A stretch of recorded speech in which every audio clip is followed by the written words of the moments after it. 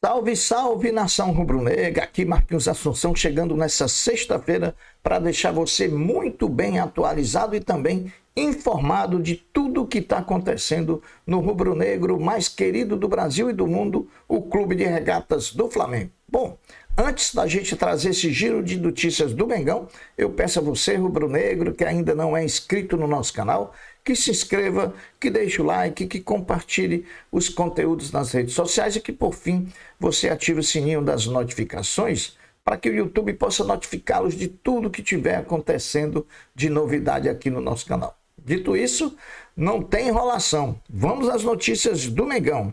Depois de desembarcar vindo de Quito e ganhar folga na quarta-feira, o elenco rubro-negro se representou ontem, quinta-feira, à tarde no CT Ninho do Urubu, onde realizou a primeira de 3 atividades que acontecerão em preparação para a partida do próximo domingo diante do Corinthians no Maracanã.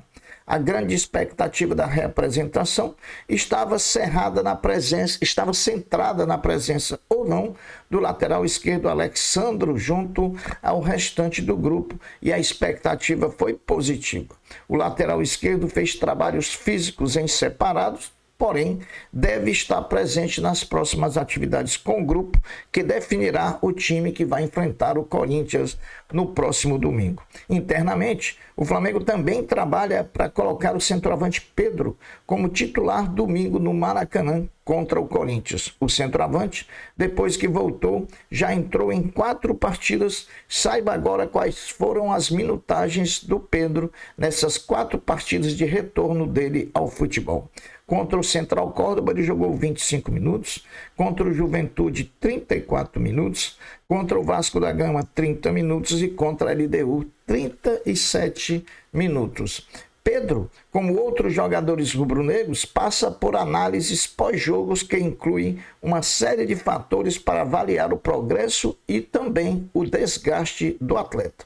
Os números atuais indicam que o camisa 9 do Mengão está perto de voltar a começar uma partida, porque pequena chance de ser contra o Corinthians, podendo ser também contra o Cruzeiro no dia 4 de maio ou contra o Bahia no dia 10. Mas se há uma pequena chance, há uma esperança sim da gente ver o Pedro domingo como titular no Maracanã. Sobre Gonzalo Plata, o próprio comunicado do Flamengo sobre a situação clínica e física do atleta era bem otimista e o equatoriano já apresentou melhora acentuada, e a tendência é que também vá para a partida do próximo domingo contra o time paulista. Outra notícia boa foi a presença de Matias Vinha participando do aquecimento com o restante do grupo, avançando assim em mais uma fase na direção da volta definitiva. O lateral esquerdo uruguaio está inscrito e vai com certeza disputar o Mundial de Clubes pelo nosso Mengão. O Flamengo faz sua segunda atividade em preparação para a partida contra o Corinthians daqui a pouco no CT Ninho do Urubu, às 9 horas da manhã, com a presença de Felipe Luiz no comando do time. A equipe de arbitragem completa definida pela comissão de arbitragem da CBF para Flamengo e Corinthians, domingo 16 horas no Maracanã. O árbitro vai ser Ramon Abate Abel de Santa Catarina, assistido na bandeira 1 por Bruno Bosquila do Paraná, na bandeira 2 por Thiago Americano Labes de Santa Catarina e no árbitro de vídeo, popularmente conhecido como VAR, Rodrigo D'Alonso Ferreira.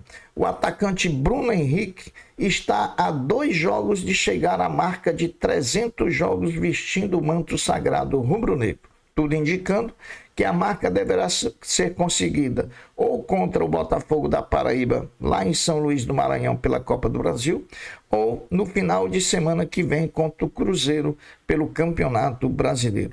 Parcial de ingressos vendidos até ontem, quinta-feira, trazia o número de 50 mil ingressos vendidos de forma antecipada, o que denota-se que teremos um público de mais de 60 mil torcedores no domingo, sem nenhuma dúvida. Vai ser o reencontro da grande festa que existe quando Maracanã e torcida do Flamengo estão juntos em prol de torcer por essa nossa paixão, que é o Clube de Regatas do Flamengo. Bom, Vamos falar agora de outros esportes do Flamengo.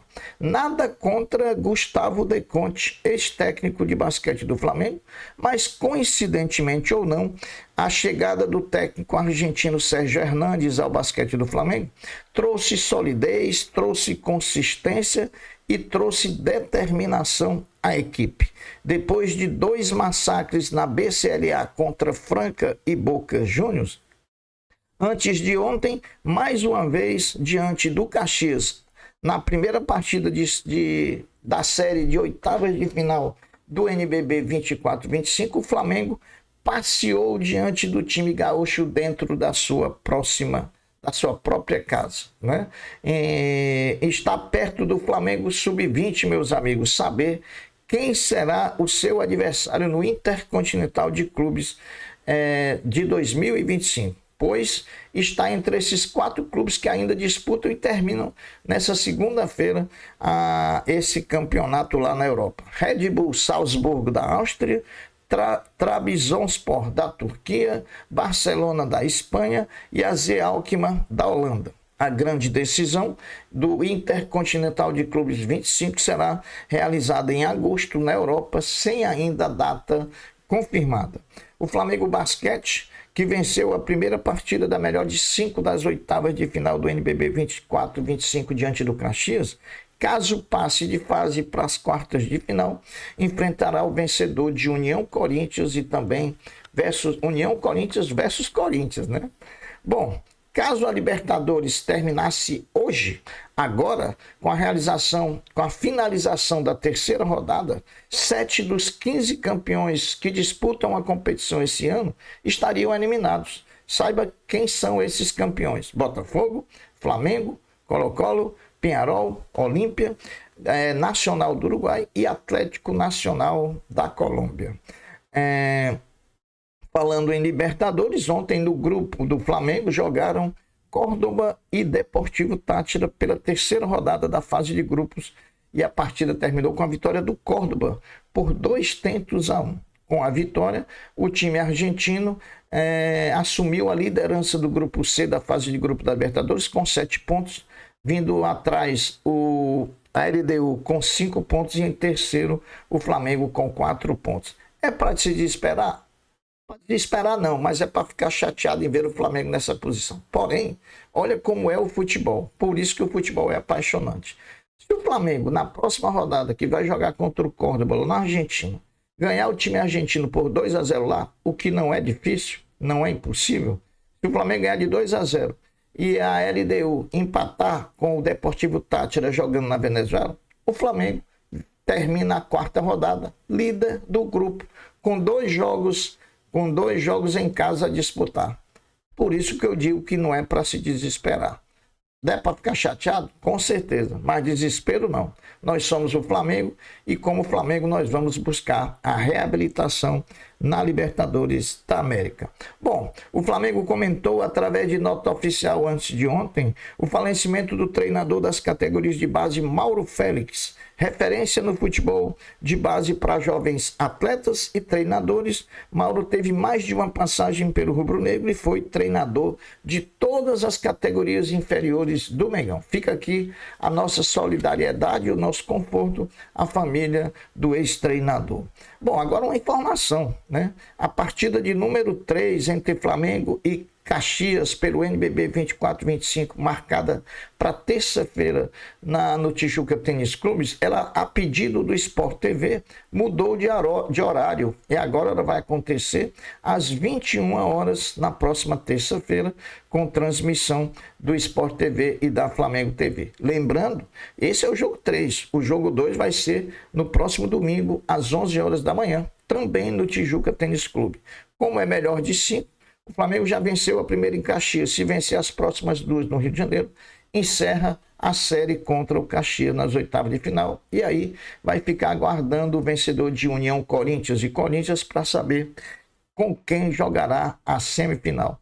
No caminho do Flamengo, no chaveamento, a gente pode ter um jogo de semifinal, nada mais, nada menos, contra o Franca, nosso adversário de todos os anos do basquetebol brasileiro. O Flamengo homenageou ontem com uma placa comemorativa o senhor José Cardoso de Santana, popularmente conhecido como Kaká, né, pelos 50 anos de serviços prestados ao Flamengo na função de barqueiro, como também o funcionário mais antigo do Mengão. Kaká é uma figura ilustre no remo rubro-negro e aqui a gente deixa todo o nosso abraço ao Kaká. Parabéns pelos 50 anos de serviços prestados ao Mengão. Bacana a gente ver um negócio desse, né, pessoal? É para homenagear mesmo e é muito merecido. Bom, vamos lá. Falar um pouquinho do voleibol do Flamengo, que está meio parado, mas não está parado não. O Flamengo aguarda apenas o final da Superliga Feminina de Vôlei para anunciar seus reforços, como também a formação do seu elenco para a temporada 25-26. Vem aí um time forte com investimento entre os 3 maiores da Superliga. O Flamengo vai sim brigar a partir dessa próxima temporada pelos títulos que competir. O objetivo da diretoria e do parceiro Sesc é de que nos próximos 3 anos o Flamengo esteja disputando o Mundial de Clubes, né? Sobre a partida de estreia na Copa do Brasil de 2025, na próxima quinta-feira contra o Botafogo da Paraíba, lá no Estádio Castelão, em São Luís do Maranhão, 25 mil ingressos já foram vendidos de forma antecipada. Casa cheia de rubro-negros em São Luís, no Estádio Castelão, na próxima quinta-feira. Está o elenco rubro-negro do basquete, bicampeão da Champions League das Américas de 2025, carregando muitas críticas ao calendário do basquete nacional por conta do atropelo das partidas, né? As partidas não estão guardando os prazos recomendados de intervalo entre um e outro, e isso causou reclamação geral do elenco do basquete do Mengão. Muito justo, né? Jogadores têm que ter todas as condições para desempenhar bem para aquilo que são contratados. Meus amigos, as notícias da sexta-feira do Mengão são essas. Eu vou ficando por aqui, deixando uma até breve, deixando uma até logo, dizendo fiquem todos com Deus, porque eu sempre estou com Ele. Saudações rubro-negras. Fui. Tchau.